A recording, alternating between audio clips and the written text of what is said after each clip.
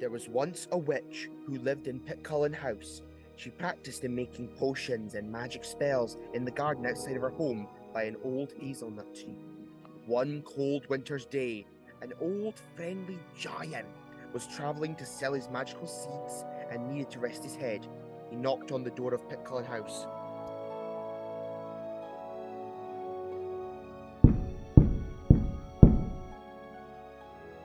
Hello, I've been travelling for many days, and I would like to rest my head. Would you be so kind to let me lay down here, in your garden, so I can rest to go on to my travels? Why, yes, friendly giant. But I have one request. While you sleep, wrap your arms around my garden to keep me and my magic safe for the night. Once the giant had lain down his head to sleep, the witch cast a spell, freezing the giant and turning him into a vast stone wall protecting the garden. Soon, the witch discovered the giant's seeds and began planting them all around the garden. Strange things began to happen. Instead of potatoes growing from the ground, gnomes began to appear. The gnomes had round bellies and pointed hats. The men had beards and the women had rosy red cheeks. They began to look after the garden, mowing the grass, planting the seeds, building the well, and growing the trees. From the old hazelnut tree, elves started growing from the branches. They found that they were very good at sawing, hammering, sanding, and building. They built themselves a treehouse to live in and were always on hand with a smile on their face to get the job done. The most beautiful flowers came into bloom, and from them blossomed fairies. The fairies had wings made of glitter and came in every shape and size and colour. They were creative in nature and would dance between the trees, make music with the wind, and bring colour and creativity to the garden. Finally, the ravens came to the garden while looking for a new place to live.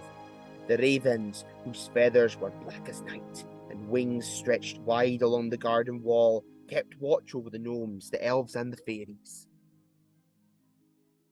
All was well in the garden until a thick grey cloud began to build overhead, suffocating the plants from the light and bringing darkness to all who stayed there. A single bead of water fell from the cloud, and then another, and another, and another, until a torrential rain engulfed the garden, flooding everything in its path. The gnomes and the elves and the fairies and the ravens had to think fast to save their garden. The gnomes, who knew the garden best, came up with a plan to make everything right again. The elves were put to work to create a well that all the water could be stored in. The fairies made special buckets, and the ravens used the buckets to scoop up all the water and put it into the well. The walled garden was saved, and all were free, but one. The giant, unfrozen from his spell, began to move and shift and shake. He awoke from his slumber, tearing the walls of the garden as he stood high over the rooftop of Pitcullen House. I have lay here frozen for 150 years, and now I am free, said the giant. I watch, grow, create, and look after one another in times of hardship. If you will let me, he asked. I would like to stay. From that day on, the giant watched over the garden, and he stayed there with his arms around everyone forever.